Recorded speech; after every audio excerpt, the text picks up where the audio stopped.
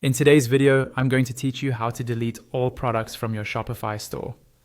Before we start, a quick warning. Deleting products is permanent. Once you remove them, they're gone from your store, and it can be very time-consuming to add everything back manually. So if you think you might need these products later, consider exporting them as a backup first using Shopify's export option in the products section. With that in mind, let's walk through the process step by step.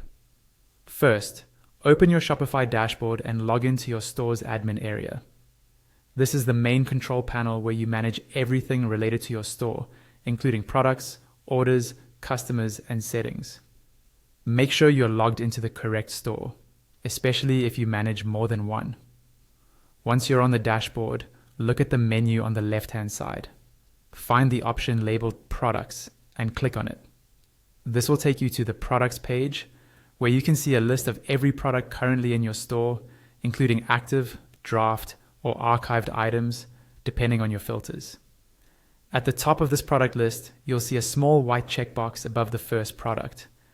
This checkbox controls selection for the entire list you're viewing. Click on that white box.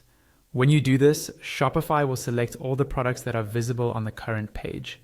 If you have more products than what fits on one page, you may also see a message offering to select all products in your store. If that appears and you truly want to delete everything, confirm that you want to select all products.